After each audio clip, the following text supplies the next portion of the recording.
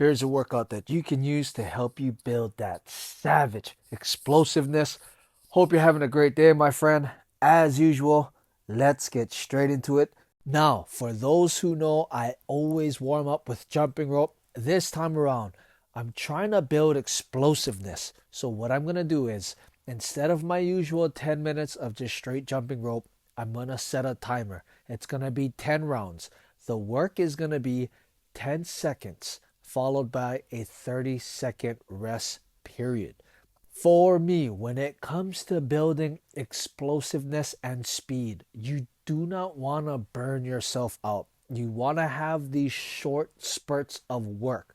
When you are training for explosiveness and speed, you want to just keep your work periods to about 10 to 15 seconds on average, no longer than that. Once your muscles start to get burnt out, that's when your speed and your explosiveness declines. Then it kind of switches on to building more of that muscular endurance.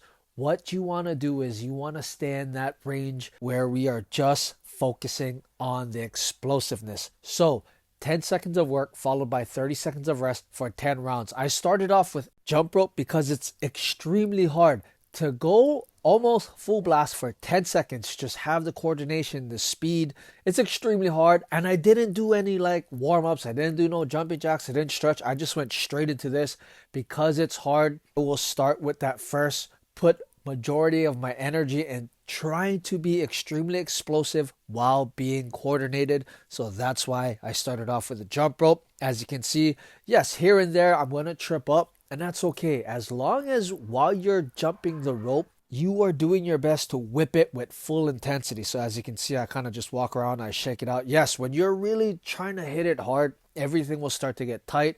Now, I'm switching my workouts back to kind of cutting down and really building back up my speed and my explosiveness. For those of you who followed my Gladiator Body program, I did put on a good amount of size. As you can see, my arms, my shoulders, my legs as well, everything got a little bigger. So my speed and explosiveness, of course, it suffered just a little, not too much, but we got a little thing going on with our line dance club. I really want to get into crazy tip-top shape for it, so I'm going to switch everything back to my speed, my explosiveness, my agility, and instead of creating, workout program that you guys can follow video after video, I'm just going to basically vlog what I'm doing to kind of get myself back to that savage chest that we all like and love. So this is what I'm going to be doing. Now, as for the timer, it's a Tabata timer. If you have an iPhone, you can go into your app store, just look up Tabata timer. The one I have, it's extremely good because when I have it set on loud, it always has a countdown, especially for the break period. So when the 30 seconds of break is almost up, I can hear the timer. It counts down from 5, like doot, doot, doot. So once I hear those bells going off, I'll kind of slowly start with the rope. And once the timer starts for the 10 seconds, that's when I'll really just get into it. As you can see right there, I kind of started off slow and then boom, straight into double unders, crisscross. I mean, whatever you want to do, 10 rounds of that. Then we're going to keep the timer the same. 10 seconds of work followed by 30 seconds of rest. Continuous punching. The first round, I stood in my regular stance. The second round, I'm going to go southpaw and just back and forth that way for 10 rounds. Again, 10 seconds of work followed by 30 seconds of rest. This one is going to be a little crazy. Now, I do the straight punches only because if you see how I'm walking around, you see how long my arms are? For me to throw straight punches, it takes so much energy and so much muscles, as from my shoulders to my forearms, my biceps, my lats, my triceps. I mean, just to throw my hands out like that, my whole body has to be engaged because of how long my arms are. So I will always work on being explosive in that long range. And I'm trying to build up my speed, my explosiveness. I'll never really throw short punches like uppercuts or hooks. I will always get that full extension with the straight punches, and that's why I do it that way. You see how long my arms are? Back when I was fighting, this was one of my advantages. I'm actually 5'7". I'm not that tall. I was fighting at 145. in the cage. I mean, guys who are 145, they're big. Some of them were like 5'11", almost 6 feet, 145 pounds, very lanky. But because I was 5'7", with extremely long arms, I could crouch down really low and keep an extremely long distance. So guys thought like with how low I would like duck my head and kind of bob and weave and how far I would stand away from them, they thought that I was at a disadvantage. But actually, with my head crouched down very low with my fighting stance and at the distance I would stand, I could actually still reach them with my straight or my lead right hand. And they would be surprised, like, how is this guy sitting so low, but yet he can cover that much range, especially with my footwork? I could stand even farther, use my speed and my footwork to really cover distance really quickly with a very long reaching jab, and it would throw guys off. Now, with that being said, what I want you to understand is that when it comes to all these fitness things, what I'm showing you is a guide, and what I do, you got to take the time to discover yourself, your physical abilities, your capabilities. Look in the mirror and look at all of your strengths and hone in on that. When you really look at your strengths, yes, you're gonna find your weaknesses. So find the weaknesses that hold back your strength, work on that while leveling up your strengths. Believe me, this is a game changer for me. You really gotta accept yourself for who you are. I remember when I was younger, I always wanted to be a taller guy, like 6'4", 230 pounds. Like, I always wanted to be a bigger guy. I'm not gonna lie. When I was younger, like, I'm still a short, small guy, technically. But I always wanted to be bigger, stronger. Like, I always had this thing. And, I'm thinking, like, this is just the way of the world. You always want what you don't have. And then, at one point, I got extremely massive. Then I realized that, I'm not built for it. So I kind of just embraced what I was, like just a skinny, lanky guy who was extremely fast. And once I did that and honed in on me, everything blossomed. Now, after the punches, I rested about 5 minutes between the jump rope, the punches, and now you can see with the kicks.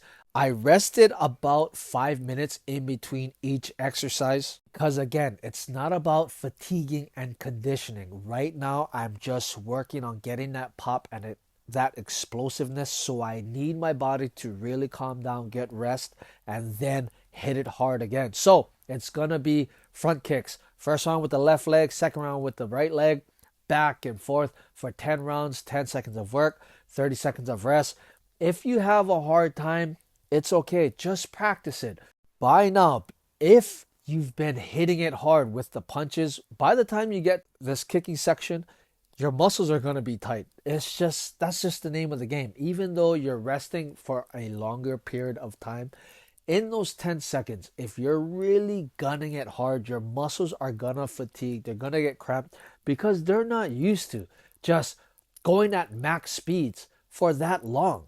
Now, as you can see, I'm kind of just being light on my toes. Then, boom, straight into it. Front kicks. This is really helping to open up my hamstrings, my quads, everything. I mean, everything is working really well. 10 seconds. As you can see, it's fast. But once you get into it, it's going to be a little tiring. But like I said, again, it's not about the conditioning. It's all about hitting it hard, then giving it some good rest, letting everything calm down, shaking the muscles out, then hitting it hard again.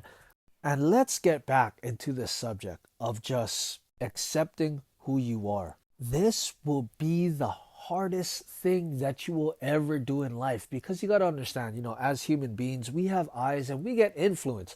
We see somebody who's successful, they got a nice body, they do this, they do that. Automatically, you're going to think that's the way you need to go. As I mentioned before in other videos, yes, you need some type of guideline.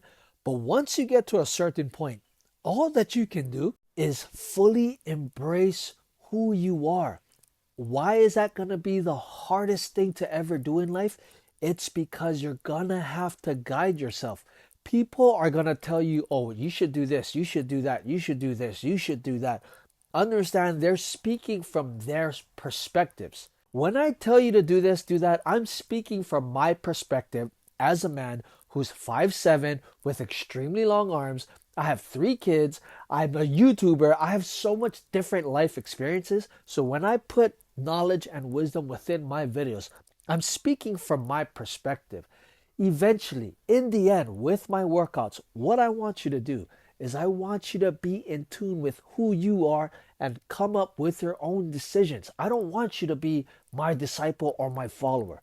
I want you to be a leader, and I want you to create something that will influence me, as well as something that you can be proud of. And that's what it is. Now, after all of that, I did 2 10-minute rounds of hitting the punching bag. This time, I'm going nice and slow. For me, when it comes to speed and explosiveness, you have to teach your body to relax. You gotta flow like water. This way I can kind of just bounce around, be light, and when I want to spring it, it's there. And going slow and just kind of relaxing with it on the punching bag really helps me to build that elasticity, almost like a rubber band, to where the rubber band is kind of just loose and just hanging out, but once you stretch it, it has that potential kinetic energy to just snap out. And my son right there just watching daddy, he got his little pumpkin mask on. And like I said, the way that I train from my perspective is to be adaptable to anything. As you guys have seen, I've got into Chinese lion dancing, and it's such a different world from what I know. But because of the way that I train, my philosophy, the way I'm positive, the way I kind of look at the world, I'm able to just adapt. And I mean, just with other things in my life, people have problems. And, when it comes to being positive, this is one of the downsides. When you're positive all the time, you can see the possibilities in everything.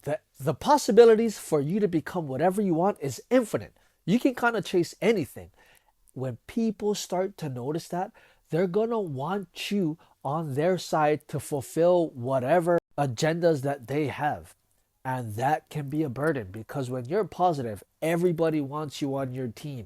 With the way that I train and the mindset that I have, it helps me to just flow, and just wherever I am, I can adapt to them, and I can just level everyone around me without being so firm on them and just being so hard. Just my energy alone, my positivity can just encourage others to just be better, do better. And that's what you want in this life. Well, that's from my perspective. That's how I'm living a great life. I just be positive. I'm flowing with it. I'm explosive, yet I can be relaxed. I can be energetic, and I can just be really nice and just kind of show if you go this way, maybe you'll be a little bit happier.